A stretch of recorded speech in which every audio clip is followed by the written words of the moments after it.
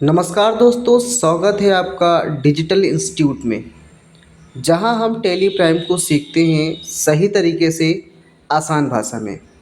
दोस्तों, आज की इस वीडियो में हम एक बहुत ही ज़रूरी टॉपिक को समझने वाले हैं।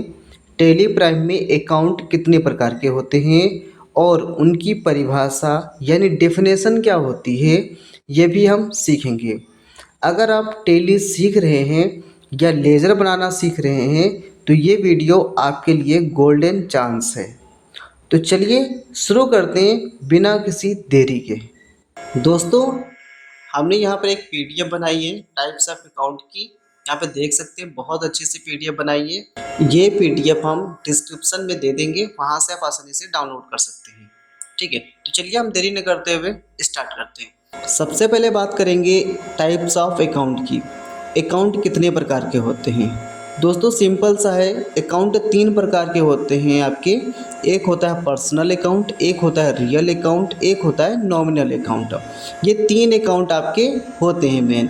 अब पर्सनल अकाउंट के अंतर्गत तीन चीज़ें आ जाती हैं, रियल अकाउंट के अंतर्गत दो चीज़ें आ जाती हैं, नॉमिनल अकाउंट नाम मात्र का खाता होता है तो उसके अंतर्गत कोई नहीं आता है। तो हम बात करेंगे पहले पर्सनल अकाउंट की। तो हम पर्सनल अकाउंट क्या है पहले उसके बारे में जानते हैं। तो पर्सनल अकाउंट वह खाता होता है जो किसी व्यक्ति, कंपनी या संगठन से संबंधित होता है। इस खाते में किसी व्यक्ति या संस्था के लेन देन का हिसाब रखा जाता है बस, और कुछ नहीं होता है। बस कोई व्यक्ति हो या संस्था हो, उसके लेन देन का हिसाब रखना हमारा पर्सनल अकाउंट के अंतर्गत आता है। अब देखिए एग्जाम्पल समझते हैं हम। जैसे कि राम अकाउंट, यानी राम नाम का एक अकाउंट बनाया, वो एक क्या हो जाएगा, पर्सनल अकाउंट हो जाएगा, क्योंकि यहाँ पर राम एक आदमी है, व्यक्ति है जिसका अकाउंट बनाया गया है। अब बात करते हैं टाटा मोटर्स एलटीडी अकाउंट। मतलब टाटा मोटर्स जो आपकी कंपनी है, कंपनी भी क्या है, एक आपकी पर्सनल अकाउंट है। ठीक है। अब बात करते हैं कि ये पर्सनल अकाउंट कितने प्रकार के होते हैं। तो पर्सनल अकाउंट की बात की जाए तो पर्सनल अकाउंट तीन प्रकार के होते हैं। एक होता है नेचुरल पर्सनल अकाउंट, एक होता है आर्टिफिशियल पर्सनल अकाउंट, एक होता है रिप्रेजेंटेटिव पर्सनल अकाउंट। ये तीन प्रकार के होते हैं। फिर से आप समझिए, पर्सनल अकाउंट तीन प्रकार के होते हैं, natural personal account, artificial personal account और रिप्रेजेंटेटिव पर्सनल अकाउंट। अब बात करते हैं नेचुरल पर्सनल अकाउंट की। तो नेचुरल पर्सनल अकाउंट का हिंदी अर्थ होता है प्राकृतिक व्यक्ति का खाता। देख, अब इसकी डेफिनेशन की बात की तो डेफिनेशन है वह खाता जो किसी जीवित व्यक्ति से संबंधित हो। वो व्यक्ति जो जिंदा हो, उसका अगर अकाउंट ओपन किया जाए तो वो आपका नेचुरल पर्सनल अकाउंट के अंतर्गत आता है।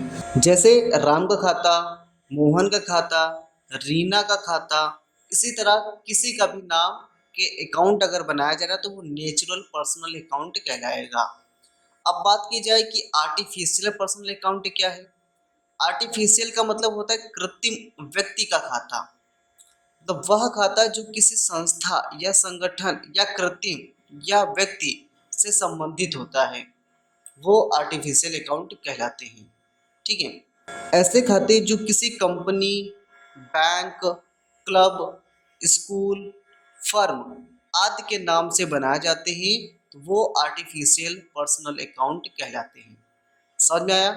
जैसे कि एग्जांपल के तौर पे कहा जाए, स्टेट बैंक ऑफ इंडिया का अकाउंट, मतलब स्टेट बैंक ऑफ इंडिया है, उसका एक अगर अकाउंट बना रहे हैं तो आप आर्टिफिशियल पर्सनल अकाउंट कहलाएगा वो।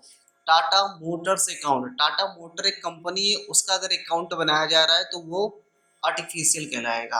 आदर्श कॉलेज, इसका भी अगर अकाउंट बनाया जा रहा है तो आपका क्या हो जाएगा, ये आर्टिफिशियल पर्सनल अकाउंट कहलाएगा। इसी तरह सन ग्लासेस एंड कंपनी का अकाउंट अगर बनाया जाए तो ये आर्टिफिशियल पर्सनल अकाउंट कहलाएगा। अब बात करते हैं रिप्रेजेंटेटिव पर्सनल अकाउंट के बारे में। इसका हिंदी अर्थ होता है प्रातिनिधिक व्यक्तिगत खाता। जब किसी व्यक्ति का नाम खाते में सीधा नहीं लिखा होता, पर वह खाता उस व्यक्ति से जुड़ी लेनदारी या देनदारी बताता है, तो यह रिप्रेजेंटेटिव पर्सनल अकाउंट कहलाता है। उदाहरण के तौर पे जैसे बकाया वेतन खाता, यानी आपका जो सैलरी है वो अभी बाकी है वो ले रहे हैं आप, या कर्मचारी का प्रतिनिधित्व करता है जिनका वेतन अभी देना बाकी है। तो ये ऐसे अकाउंट अगर बना रहे हैं तो रिप्रेजेंटेटिव अकाउंट कहलाएंगे। ओके। अगला एग्जांपल है आपका प्रीपेड रेंट अकाउंट। यह मकान मालिक का प्रतिनिधित्व करता है जिसे किराया पहले ही दे दिया गया है। मतलब आपको पहले ही किराया मिल चुका है, उसका अगर अकाउंट बनाया जा रहा है तो वो आपका प्रेजेंटेटिव पर्सनल अकाउंट के अंतर्गत आएगा। ओके। इसी तरह हमने बहुत सारे उदाहरण दिए हुए हैं पीडीएफ में, आप वहाँ से देख सकते हैं और पढ़ सकते हैं। ठीक है। अब बात करते हैं पर्सनल अकाउंट का रूल क्या है। उसमें रूल क्या मतलब रूल होता है, हर चीज़ का एक अपना रूल होता है कि किस तरीके से उसकी एंट्री की जाएगी। तो यहाँ पर एंट्री की बात की जाए तो यहाँ पर डेबिट द रिसीवर, यानी डेबिट जो रखेंगे वो रिसीवर रखेंगे, जो पा रहा है उसको रखेंगे। और क्रेडिट द गिवर, जो दे रहा है उसको हम क्रेडिट रखेंगे यानी सीआर रखेंगे। तो ये इसका रूल होता है, debit the receiver, credit the giver. ठीक है। पर्सनल अकाउंट का जो रूल है वो यही रखेंगे, ध्यान रखिएगा। अब बात करते हैं रियल अकाउंट के बारे में कि रियल अकाउंट क्या होता है। रियल अकाउंट का हिंदी अर्थ होता है वास्तविक खाता। रियल अकाउंट वह खाता होता है जो संपत्ति से संबंधित होता है, यानी जो चीज़ें व्यवसाय के पास हैं या व्यवसाय के अधिकार में हैं उनका लेखा करना रियल अकाउंट कहलाता है। ठीक है। मतलब ऐसी संपत्ति संपत्ति से जुड़ी अगर आप कोई भी अकाउंट बना रहे हो संपत्ति से संबंधित, तो वो आपका रियल अकाउंट के अंतर्गत आएगा। जैसे कैश अकाउंट ये आपका रियल अकाउंट है, बिल्डिंग अकाउंट ये आपका रियल अकाउंट है, फर्नीचर अकाउंट ये आपका भी रियल अकाउंट है, मशीनरी अकाउंट ये भी आपकी रियल अकाउंट है, लैंड मतलब जमीन का खाता अगर बना रहे हो तो वो भी आपकी रियल अकाउंट के अंतर्गत आएगा। अब बात करते हैं रियल अकाउंट कितने प्रकार के होते हैं। तो रियल अकाउंट भी दो प्रकार के होते हैं, हमने बताया था अभी। एक होता है टेंजिबल रियल अकाउंट, एक होता है intangible real account. Tangible real account का अर्थ होता है स्पर्शनीय वास्तविक खाता। टेंजिबल रियल अकाउंट की डिफिनेशन दोस्तों बहुत ही आसान है, समझिएगा, एक बार सुनते ही आपको याद हो जाएगी। जो खाता ऐसी संपत्ति या वस्तु से संबंधित हो जिसे हम देख और छू सकते हैं उसे टेंजिबल रियल अकाउंट कहते हैं। मतलब ऐसी संपत्ति जिसे हम आंखों से देख सकते हैं और हाथों से छू सकते हैं, तो वो आपका आ जाता है टेंजिबल रियल अकाउंट के अंतर्गत। नाम से ही पता चल रहा होगा, टेंजिबल यानी स्पर्शनीय यानी छूने वाला है ना। तो ये चीजें उसी के अंतर्गत आती हैं जिसे हम छू सकते हैं, वो टेंजिबल रियल अकाउंट के अंतर्गत आएंगे। उदाहरण के तौर पे सिंपल सी बात है, बिल्डिंग हो गया, फर्नीचर हो गया, मशीन हो गई, लैंड हो गया, कैश हो गया, ये सब हम क्या छू सकते हैं, तो ये आपका टेंजिबल रियल अकाउंट कहलाएगा।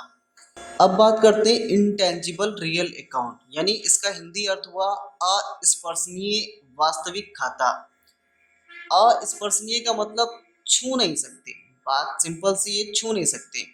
वे खाते जो ऐसी संपत्तियां से संबंधित होते हैं, मतलब वे खाते जो ऐसी संपत्तियों से संबंधित होते हैं जिन्हें छुआ नहीं जा सकता पर उससे लाभ मिलता हो, उसे इंटेंजिबल रियल अकाउंट कहते हैं। तो ऐसी कौन सी चीज हो सकती है भैया बताओ, आप लोग कमेंट करके बताएं भैया कौन सी ऐसी चीज हो सकती है जिसे हम छू नहीं सकते और लेकिन उससे हमें प्रॉफिट होता है, ऐसी संपत्ति है वो एक तरीके से, तो वो क्या कहलाएगा भैया। एग्जाम्पल में देख लो भैया, एग्जाम्पल में है आपका गुडविल।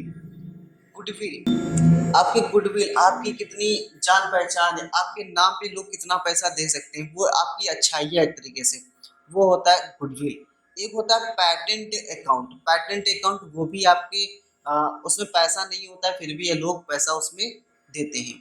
कॉपीराइट अकाउंट, मतलब कॉपीराइट अकाउंट भी आपका होता है कि आप एक तरीके से ट्रेडमार्क हो गया आपका, आपकी लोगो हो गया, आपका नाम हो गया, तो आपका नाम से लोग प्रचार कर रहे हैं, आपके नाम से प्रोडक्ट को बेच रहे हैं, तो वो उससे जो उनको प्रॉफिट हुआ उससे प्रॉफिट आपको जो मिल रहा है, जो आपको कमीशन मिल रहा है, वो आपका क्या हो जाएगा, इंटेंजिबल रियल अकाउंट। एक होता है ट्रेडमार्क अकाउंट, व्यापार चिन्ह खाता, यानी आपका लोगो एक तरीके से, आपका लोगो, यानी किसी भी प्रोडक्ट में आपने अपना लोगो लगा दिया, लोगो लगाने के बाद लोगों को विश्वास रहता है कि ये उस कंपनी का है तो ये माल अच्छा होगा, तो उसे लोग खरीदते हैं। तो यही आपका एक क्या हो गया, ट्रेडमार्क हो गया। ठीक है, तो ये ऐसी चीजें हैं जिसे हम छू नहीं सकते, स्पर्श नहीं कर सकते, है ना, लेकिन उससे हमें लाभ मिलता है। तो ये सारी चीजें ध्यान रखिएगा। दो चीजें बहुत इंपॉर्टेंट है, आपकी गुडविल और ट्रेडमार्क, ये दो चीजें आपको नहीं भूलना है इनटेंजिबल रियल अकाउंट के अंतर्गत। अब बात करते हैं रियल अकाउंट था, रियल अकाउंट का रूल क्या है। आप देखो रूल क्या है, डेबिट व्हाट्स कम इन, यानी जो आएगा उसे हम डेबिट रखेंगे, क्रेडिट व्हाट्स गोस आउट, जो जाएगा उसे हम क्रेडिट रखेंगे। ठीक है, तो ये इसका रूल हो गया, ध्यान रखिएगा रूल। उसके बाद अब बात करते हैं नॉमिनल अकाउंट की। ये आपका हमने बताया था, नॉमिनल अकाउंट होता है एक, ये नाम मात्र का खाता होता है, इसका हिंदी अर्थ भी होता है नाम मात्र का खाता। नॉमिनल अकाउंट वो खाते होते हैं जो इनकम, एक्सपेंस, प्रॉफिट और लॉसेस से संबंधित होते हैं। इन खातों में किसी व्यक्ति या संपत्ति का नाम नहीं होता है, इसलिए इन्हें नाम मात्र का अकाउंट कहा जाता है। उद्देश्य, इसका उद्देश्य की बात की कि इसका उद्देश्य क्या है, मेन इसको बनाया क्यों जाता है, इसको इसका यूज किस लिए किया जाता है। तो इसका उद्देश्य होता है, यह खाते प्रॉफिट एंड लॉस अकाउंट तैयार करने में मदद करता है, ताकि व्यवसाय का शुद्ध नेट प्रॉफिट और नेट लॉस पता चल सके, इसलिए नॉमिनल अकाउंट का यूज किया जाता है। अब नॉमिनल अकाउंट का रूल की बात की जाए तो रूल है हमारा, debit all expense and losses, debit all expense and losses है, और credit all income and gains, the profit है। क्रेडिट में आपको रखना है इनकम और प्रॉफिट, और डेबिट में आपको रखना है एक्सपेंस और लॉस, ये इसका नियम है। आई होप ये वीडियो आपको पसंद आया होगा। अगर वीडियो आपको पसंद आया तो वीडियो को लाइक, कमेंट और दोस्तों के साथ शेयर करना ना भूलें, और साथ ही साथ मेरे चैनल को सब्सक्राइब भी कर लें, ताकि आने वाले लेटेस्ट वीडियो का नोटिफिकेशन आप तक पहुंच सके। तो मिलते हैं किसी नेक्स्ट वीडियो में, तब तक के लिए जय हिंद, जय भारत।